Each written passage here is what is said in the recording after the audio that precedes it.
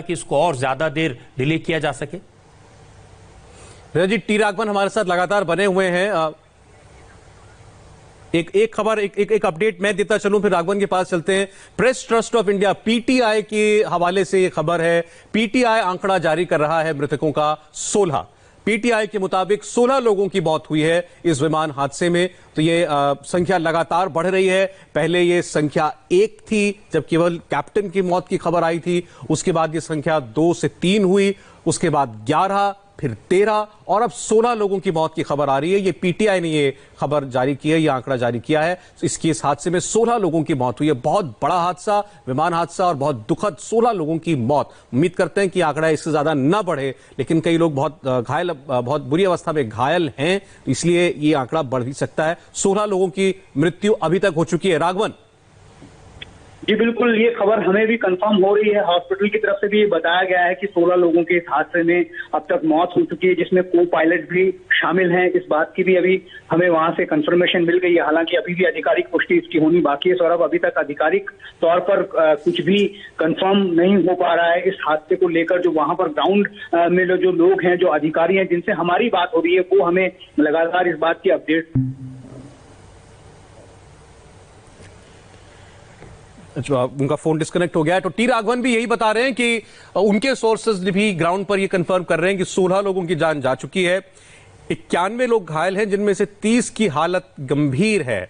Serious condition में 30 लोग हैं। उम्मीद करते हैं कि सभी लोग जीवित बचाए जा सकें, लेकिन 16 लोगों को नहीं बचाया जा सका। 16 लोगों की मृत्यु हो चुकी है, जिनमें पायलट और को पायलट दोनों शामिल हैं। जो पायलट हैं उनका नाम है कैप्टन दीपक वसंत साठे। सबसे पहले उन्हीं के बारे में खबर आई कि वो उनकी मृत्यु हुई है और अब 16 लोगों के मारे जाने की खबर आ रही है। और फिर बार बार ये बात भी कह रहे हैं हम कि एक्सपर्ट्स का कहना है कि आग न लगना ये अपने आप में एक बहुत बड़ा बचाव हो गया, नहीं तो न जाने कितने लोगों की जान जाती। 170 लोग जो हैं ये पता चल रहा है कि उनको निकाल लिया गया है, रेस्क्यू कर लिया गया है। केरल के डीजीपी कह रहे थे कि 4 लोग फंसे हुए हैं विमान के अगले हिस्से के अंदर और उनको निकालने के लिए एनडीआरएफ का इंतजार हो रहा है, क्योंकि उनको विमान का एक हिस्सा काट करके निकालना पड़ेगा। तो ये पीटीआई की खबर आपने बताई सौरभ कि 16 लोगों की मौत हुई है।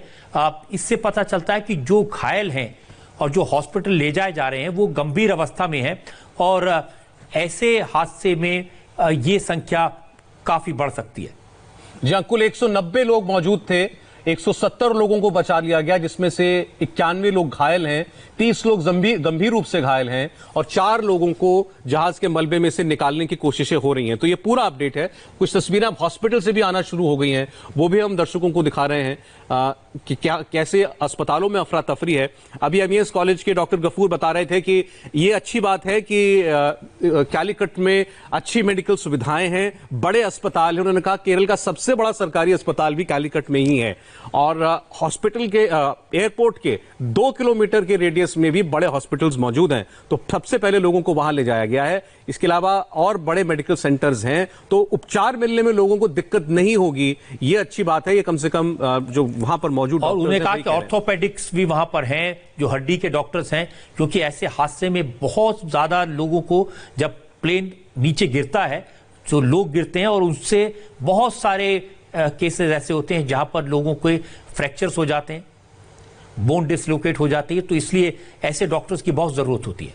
जहां उन्होंने कहा कि बहुत सारे लोगों को फ्रैक्चर्स हुए हैं और ये बात भी उन्होंने बताया कि 2 बार अटेम्प्ट करने के बाद तीसरी बार में जहाज को नीचे उतारा कैप्टन ने, लेकिन वो फिर विमान कंट्रोल में नहीं रहा उनके और विमान स्किड हो गया और 2 हिस्सों में टूट गया और अगला हिस्सा उसका कई फीट नीचे जाकर के गिर गया और कमोबेश वहीं पर वो 4 लोग फंसे हुए हैं, जिनका जिक्र केरल के डीजीपी हमसे बात करते हुए कर रहे थे। तो एक बड़ा विमान हादसा हुआ है। अब इसके कारणों की तफसील से जांच होगी। हर विमान में एक ब्लैक बॉक्स होता है जिसके अंदर उस वक्त की जो भी बातचीत हो रही होती है, वो हालात वो सब रिकॉर्ड हो जाते हैं और वो इंडिस्ट्रक्टिबल होता है, वो नष्ट नहीं हो सकता। तो इसलिए ये तो पता चल ही जाएगा कि ये हादसा क्यों हुआ।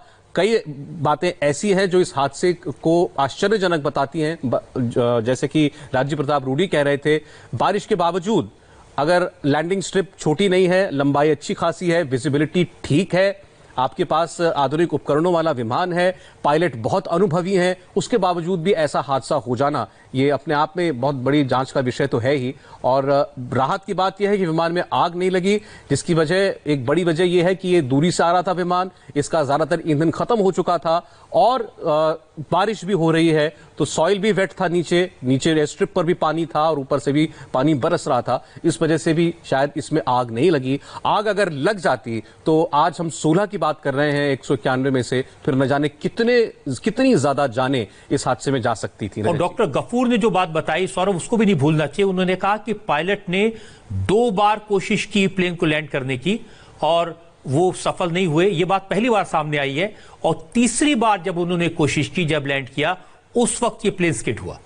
जी हाँ, 2 बार, यानी कि ऐसी परिस्थितियां तो थी वहां पर कि एक अनुभवी पायलट अगर 2 बार अटेम्प्ट कर रहे हैं, 3 बार अटेम्प्ट कर रहे हैं विमान को लैंड करने की, तो जरूर उनके सामने कोई ना कोई परेशानी रही होगी, कोई ना कोई बात तो ऐसी होगी जो उनको लैंड नहीं करने दे रही थी। और तीसरी बार उनको लैंड करने की कोशिश की और उसमें यह हादसा हुआ।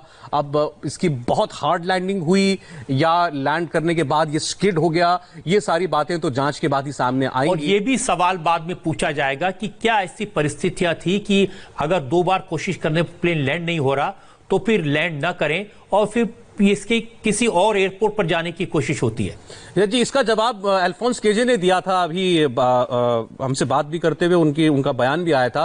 उन्होंने कहा था कि पूरे केरल में इस वक्त जबरदस्त बारिश हो रही है। आज दिन में एक बड़ी लैंडस्लाइड की घटना भी हुई है, दुर्घटना भी हुई है, उसमें भी काफी नुकसान हुआ है। तो उनका कहना यह था कि आसपास दरअसल कोई ऐसा एयरपोर्ट था ही नहीं जहां पर इस विमान को ले जाया जा सकता, इसको डाइवर्ट किया जा सकता, क्योंकि ज्यादा